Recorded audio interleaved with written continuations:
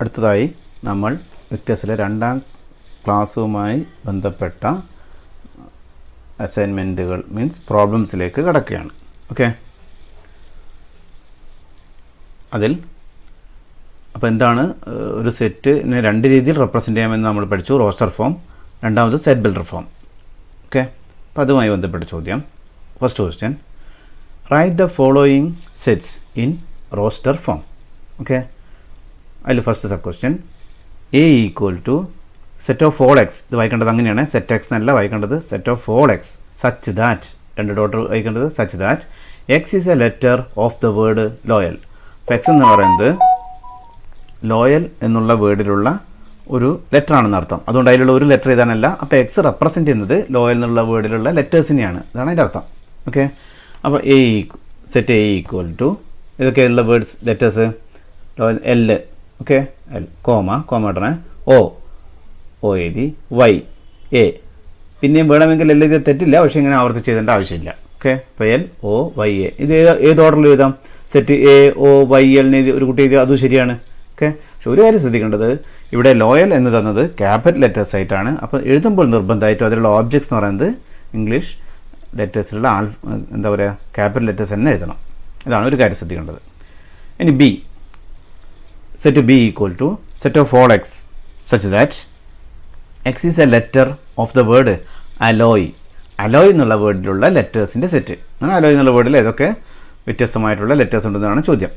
Okay, അപ്പോൾ B equal to set A L അല്ലേ, രണ്ടാമത് എൽ എഴുതണമെന്നില്ല, ഒ വൈ.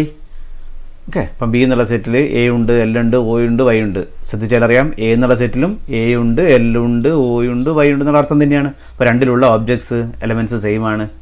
അപ്പോൾ 2 സെറ്റും ഈക്വൽ ആണെന്ന് പറയാം. 2 സെറ്റ്സ് എപ്പോഴാണ് ഈക്വൽ ആവുമെന്ന് വെച്ചാൽ രണ്ടിലും ഒരേ എലമെൻറ്റ്സ് ആണെങ്കിലാണ് 2 സെറ്റ്സ് ഈക്വൽ ആവുക. അപ്പോൾ അതാണ് അടുത്ത ക്വസ്റ്റ്യൻ ആയിട്ട് കൊടുത്തത്. Okay, what is your inference about the sets A and B? എയിനെ കുറിച്ചും ബിനെ കുറിച്ചും നിങ്ങളുടെ ഒരു കൺക്ലൂഷൻ എന്താണെന്ന് നമുക്കെന്ത് പറയാം?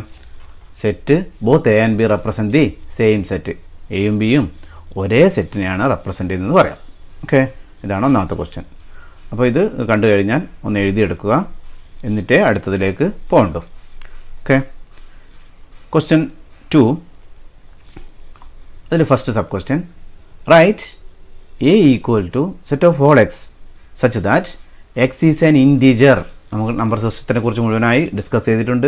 ഇൻറ്റീജർ എന്ന് പറയുമ്പോൾ ആ നമ്പർ ലൈന് മനസ്സിലുണ്ടായാൽ മതി. ഓക്കെ, ഇൻറ്റീജർ എന്ന് പറയുമ്പോൾ നമുക്കറിയാം 1 2 3 4 എക്സെട്ര -1 -2 -3 എക്സെട്ര 0 എല്ലാം ചേർന്നാണ് integers. And -3 less than or equal to X less than 7 in roster form. അപ്പോൾ ഈ ഒരു സെറ്റിന് നമ്മൾ റോസ്റ്റർ ഫോമിൽ എഴുതണം. അപ്പോൾ സെറ്റിലുള്ള പ്രത്യേകത, എലമെൻസിൻ്റെ പ്രത്യേകത വെച്ചിട്ടാണ് ഇവിടെ സെറ്റ് തന്നിട്ടുള്ളത്. മീൻസ് സെറ്റ് ബിൽഡർ ഫോമിലാണ് തന്നിട്ടുള്ളത്. ഈ ഒരു ഫോമിനെ നമ്മൾ സെറ്റ് ബിൽഡർ ഫോം എന്നാണ് പറയുക. ഓക്കെ, അപ്പോൾ എന്താ എ എന്നുള്ള സെറ്റിൽ എലമെൻറ്റ്സ് വരിക? ഒന്ന് ഇൻറ്റീജേഴ്സ് ആണ്. എങ്ങനെയുള്ള ഇൻറ്റീജേഴ്സ്? ഇപ്പോൾ എക്സ് റെപ്രസെൻ്റ് ചെയ്യുന്നത് -3യോ അതിൽ കൂടുതലോ? ഇപ്പോൾ എക്സ് -3 ആവാം, -3നെക്കാട്ടും വലുത്.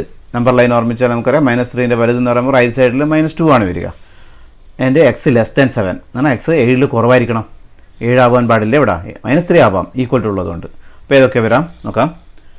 ഇപ്പോൾ എ ഈക്വൽ ടു സെറ്റ് -3 വരാം, -2 വരാം അല്ലേ? -2 -3നെക്കാളും കൂടുതലാണല്ലോ. അപ്പോൾ -2 -1 0 1 2 3 4 5 6 7 വരില്ല. ഓക്കെ, അതിൽ രണ്ടാമത്തെ sub question, consider the above set A. ഈ രണ്ടാമത്തെ ക്വസ്റ്റ്യനിലുള്ള എ എന്നുള്ള സെറ്റ് ഇൻസേർട്ട്. അപ്പോൾ നിങ്ങൾ ഈ ഇവിടെ ഒരു കാര്യം എനിക്ക് പറയാനുള്ളത്, ഇപ്പോൾ രണ്ടാമത്തെ ക്വസ്റ്റ്യനിൽ ഇങ്ങനെ സബ് ക്വസ്റ്റ്യൻ ആയിട്ട് എക്സാമിന് ഇതേപോലുള്ള ക്വസ്റ്റ്യൻസ് ഉണ്ടെങ്കിൽ ഒന്നാമത്തെ സബ് ക്വസ്റ്റ്യനിൽ പറഞ്ഞ ഏത് തന്നെയായിരിക്കും രണ്ടാമത്തെ സബ് ക്വസ്റ്റ്യനിലും. ഓക്കെ, അതൊരു കാര്യം ശ്രദ്ധിക്കണം. എൻ്റെ ചോദ്യം ഇതാണ്, ഇൻസേർട്ട് ദ അപ്രോപ്രിയേറ്റ് സിമ്പൽ. ഇത് വായിക്കേണ്ടത് പറഞ്ഞു ബിലോങ്സ് ടു അല്ലേ? ഇത് വായിക്കേണ്ടത് does not belong to in each of the following blank spaces. ഇവിടെ കൊടുത്ത ഓരോന്നിലും ഈ 2 ചിഹ്നങ്ങളിലൊന്ന് നിങ്ങൾ എന്ത് ചെയ്യണം? എഴുതണം. നമുക്കറിയാം ബിലോങ്സ് ടു എന്ന് പറഞ്ഞാൽ ഒരു എലമെൻറ്റ് ഉണ്ടെങ്കിൽ ബിലോങ്സ് ടു എന്ന് പറയും, ഈ ചിഹ്നം എഴുതും. ഇല്ലെങ്കിൽ നമ്മൾ ഈ രണ്ടാമത്തെ ചിഹ്നമാണ് ഉപയോഗിക്കുക. ഉദാഹരണത്തിന് ഒന്നാമത്തെ സബ് ക്വസ്റ്റ്യൻ -3 അല്ലേ ഡാഷ് എ. -3 എന്ന് പറഞ്ഞാൽ നമുക്കറിയാം ഈ സെറ്റിലുണ്ട്. ഇപ്പോൾ നമ്മൾ അതിൻ്റെ റോസ്റ്റർ ഫോം എഴുതി കഴിഞ്ഞല്ലോ. അപ്പം -3 എന്ന് പറയുന്നത് belongs to A. Okay, second അതിൽ sub questions B 9 dash A. നമുക്കറിയാം 9 എന്ന് പറയുന്നത് ഇതിൽ ഇല്ലാത്തൊരു എലമെൻ്റാണ് അല്ലേ? 9 എന്ന് പറയുന്നത് എ എന്നുള്ള സെറ്റിൽ ഇല്ല. അത് നമ്മൾ ചിഹ്നം ഉപയോഗിച്ച് മാത്സ് നമ്മൾ എല്ലാ കാര്യങ്ങളും ചിഹ്നം ഉപയോഗിച്ചാണ് എഴുതുക. വാരി വലിച്ചെഴുതുന്നതിന് പകരം ചിഹ്നം ഉപയോഗിച്ച് ഒന്ന് പ്രിസൈസ് ആക്കി എഴുതും. ഓക്കെ. ഇപ്പം 9 എന്ന് പറയുന്നത് നമുക്ക് does not belong to A എന്നുള്ളത് ജസ്റ്റ് ഈ ചിഹ്നം ഉപയോഗിച്ച് പറയാം. 0 ഡാഷ് എ, 0 എന്നുള്ളത് ഇതിലുണ്ട് അല്ലേ. അപ്പോൾ 0 ബിലോങ്സ് ടു എ. ലാസ്റ്റ് 7 അല്ലേ ഡാഷ് എ, പെട്ടെന്ന് ഇവിടെ 7 കാണാൻ അറിയാണ്ട് 7 ബിലോങ്സ് എന്ന് എഴുതി പോരുത്. സെറ്റ് നോക്കിയാൽ അറിയാം 7 ഇല്ല. അപ്പോൾ 7 does not belong to A. മനസ്സിലായോ?